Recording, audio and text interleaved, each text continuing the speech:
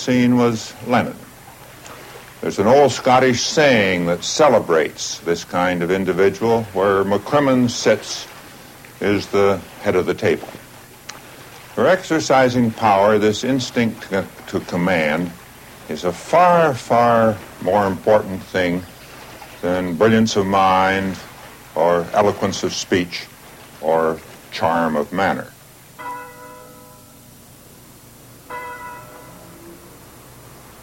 After World War II, Dulles revived his interest in religion and became active in the National Council of Churches. He had been at the Versailles Conference as a young aide, and now he also concerned himself again with foreign policy. He helped negotiate the Japanese peace treaty, and in 1953, Eisenhower made him Secretary of State. Not only was he now in office, so was his moral sanction of the Cold War, the inevitable conflict.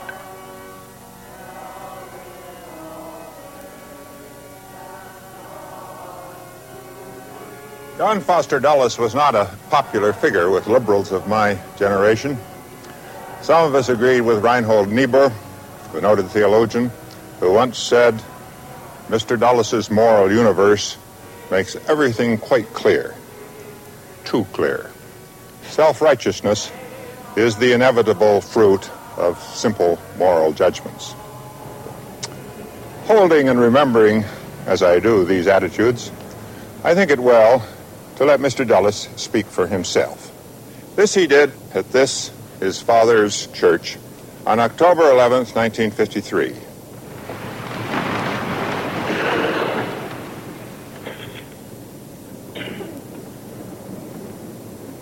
The terrible things that are happening in some parts of the world are due to the fact that political and social practices have been separated from spiritual content. That separation is almost total in the Soviet communist world. There the rulers hold a materialistic creed which denies the existence of moral law. It denies that men are spiritual beings. It denies that there are any such things as eternal verities. Any nation which bases its institutions on Christian principles cannot but be a dynamic nation.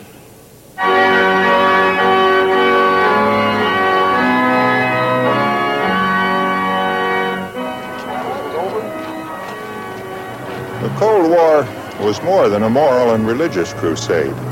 So long as it remained cold, avoided brute force, it came very close to being a Christian crusade. There was even that hint that it had the personal endorsement of Jesus. There was a further and much greater consequence. The moral case of Christians east of the Iron Curtain could not be inferior to that of their co-religionists in the West. They were as entitled to rescue as those of the West were to defense. The Dulles case for the Cold War therefore became a case for liberation, for rolling back the Iron Curtain. You will see the basic problem that I stress.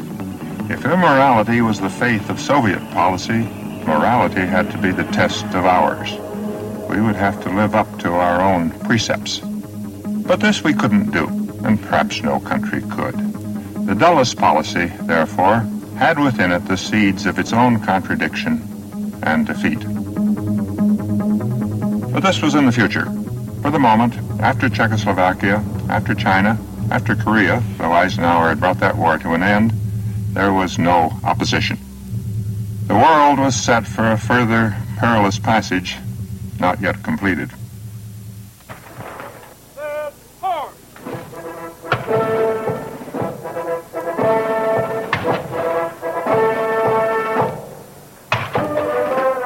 I was co-chairman with Dean Acheson in the latter 50s of one of the minor intellectual organs of the Democratic Party, the Democratic Advisory Council. Acheson was chairman for foreign policy, and I was chairman for domestic policy.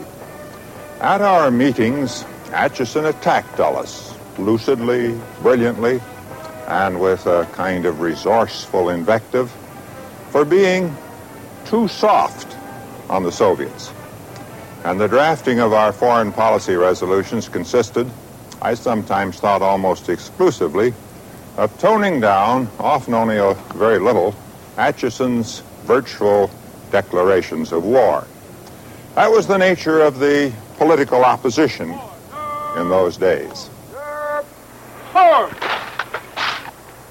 At the more practical level, the Pentagon developed weapons systems that were often duplicating, sometimes competitive, and which were routinely approved. The word Pentagon itself became a synonym for military bureaucracy and military influence. And a large and growing industry responded to its needs.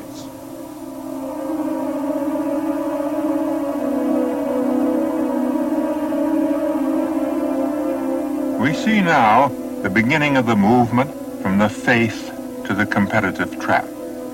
One of the great military developments of the time, of all time, Polaris, tells the story.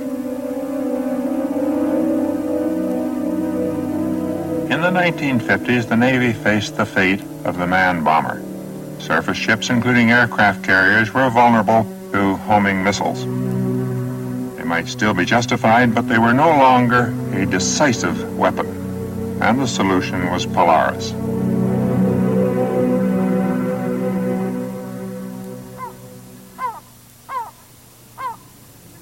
Polaris was born here at Woods Hole on Cape Cod in 1956.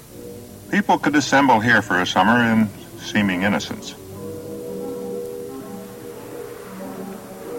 The project was codenamed Nobska, after the lighthouse.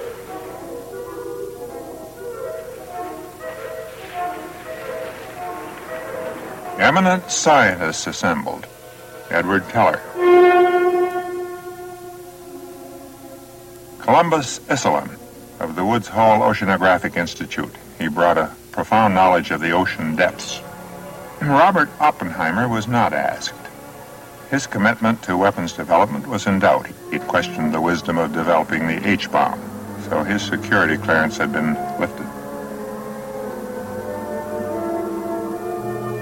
Present also were people from MIT and the academic establishment, and the weapons manufacturers, IBM, the Navy, the chiefs of staff.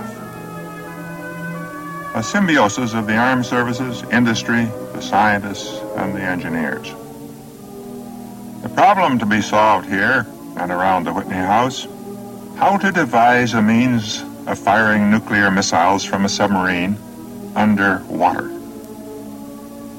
It succeeded. It is now believed that Polaris was an answer to a Soviet threat that had not yet developed. It then produced the response with which it had been intended to deal. But this is a trivial detail in the larger game. In that game, we do what encourages the Soviet response, and they do what encourages our response.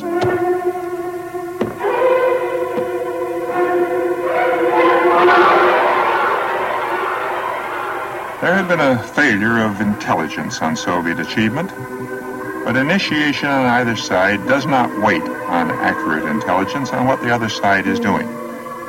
Good intelligence only stimulates the response. Our intelligence operation, the CIA, was now under Allen Dulles. He is not remembered for his capacity to avoid error. We do not know, I should say I do not know, the exact conjunction of interests that produces the Soviet initiative and response. But we do know that bureaucracies, great organizations, are much the same the world around. It is fair to assume since Stalin's day, perhaps before, that the Soviet organizations that develop and make weapons see their bureaucratic prestige, position, and opportunity